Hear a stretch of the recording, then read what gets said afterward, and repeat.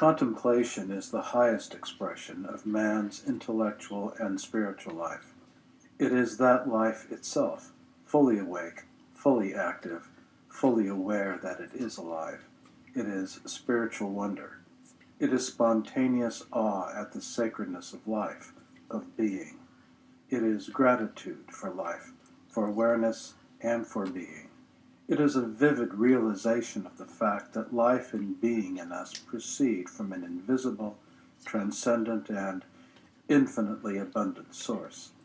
Contemplation is, above all, awareness of the reality of that source. It knows the source, obscurely, inexplicably, but with a certitude that goes beyond both reason and beyond simple faith. For contemplation is a kind of spiritual vision to which both reason and faith aspire by their very nature, because without it they must always remain incomplete. Yet contemplation is not vision because it sees without seeing and knows without knowing. It is a more profound depth of faith, a knowledge too deep to be grasped in images, in words, or even in clear concepts.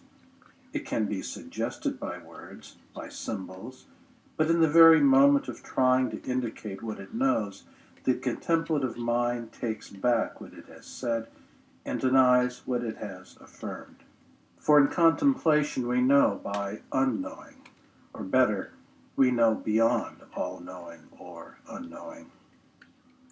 Poetry, music, and art have something in common with the contemplative experience.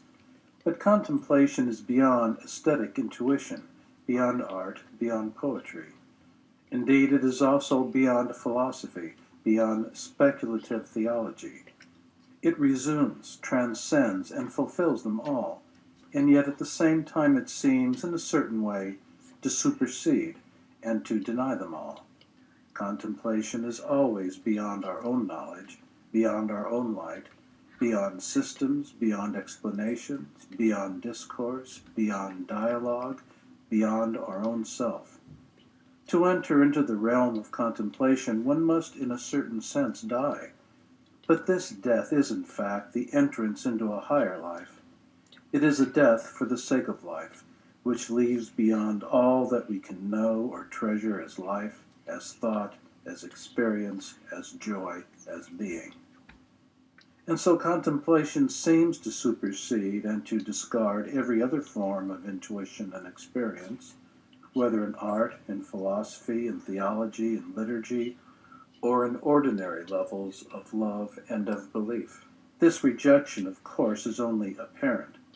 Contemplation is and must be compatible with all these things, for it is their highest fulfillment. But in the actual experience of contemplation, all other experiences are momentarily lost. They die to be born again on a higher level of life. In other words, then, contemplation reaches out to the knowledge and even to the experience of the transcendent and inexpressible God. It knows God by seeming to touch him, or rather it knows him as if it had been invisibly touched by him who has no hands, but who is pure reality and the source of all that is real.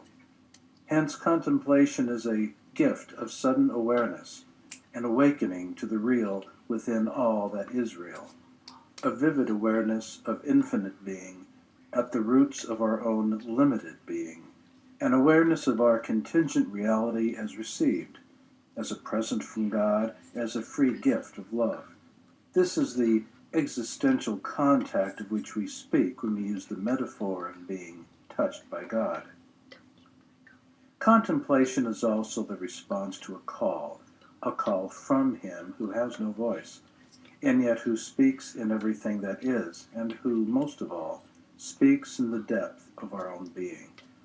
For we ourselves are words of his. But we are words that are meant to respond to him, to answer to him, to echo him, and even in some way to contain him and signify him. Contemplation is this echo.